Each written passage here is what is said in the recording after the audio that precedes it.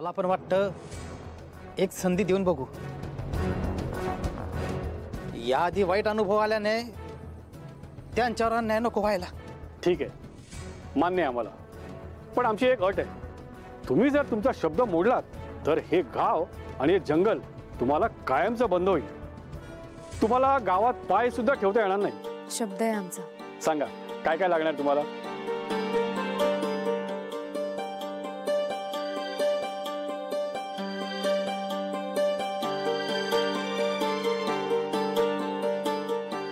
ठीक आहे, 4 दिवसात तुमच्याकडे सगळं पोस्ट करू आम्ही. माऊली, तुमचे खूप खूप आभार.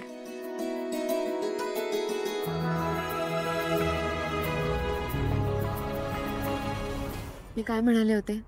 विठुराया कायम आपल्या पाठीशी उभा असतो. अगं सावली, माझी बायको, कोण आहेस तू? तू बोललीस आणि करून पण दाखवलंस.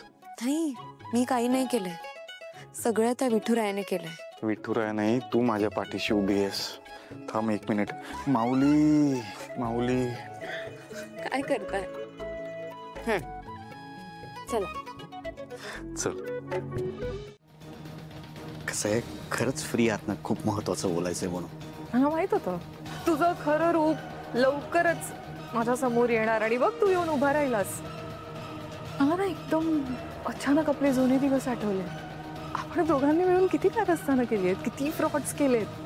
असो, बोला काय बोलायचं? फार चुकीचा विचार करताय ऐश्वर्याजी. भूतकाळात आपल्या हातनं,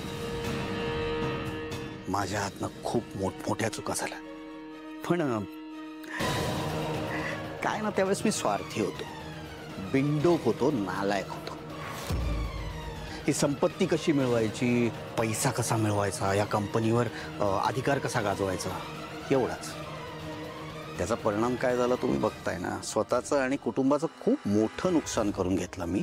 ए हॅलो, रिपीट मोडवर सारखं सारखं तेच तेच तेच बोलू नकोस. मला नाही ऐकायचंय, मुद्द्यावर ये. अमृताच्या आणि माझ्या मध्ये येऊ नका. तिचे कान भरून तिच्या मनात शंका निर्माण करून काय मिळणार आहे?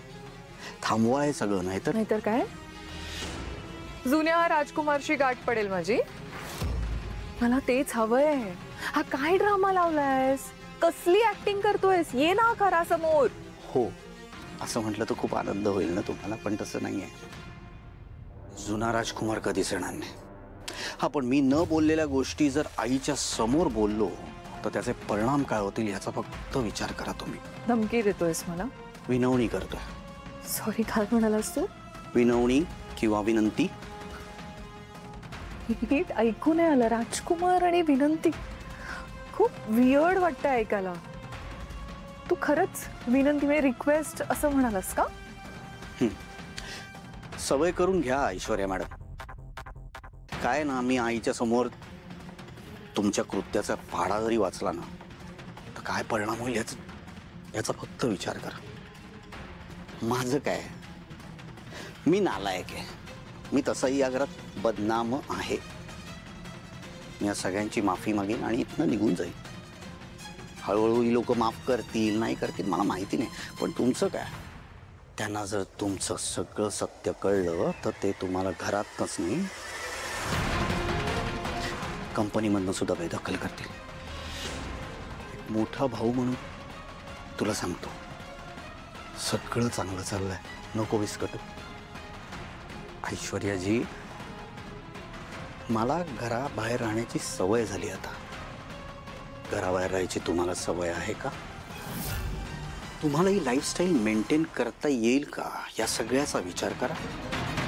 सावली, ये, मला एक मस्त कल्पना सुचली. कसली? आवडेल तुला. तुम्ही नवीन काय सुरू केलंय? तो सरळ काही सांगतच नाही, तेच तेच घोळवत बसता. तू मला सरळ सांगतेस का? तू पण मला घोळवतेस ना. कसं वाटतं? कसं वाटतं सांग? गप्प बसा. तुझ्यासोबत जास्तीत जास्त वेळ घालवता येईल हाच उद्देश आहे. तुमचा हाच उद्देश कळतोय मला. बरं ते जाऊ द्या, काय कल्पना सुचली होती ते सांगा.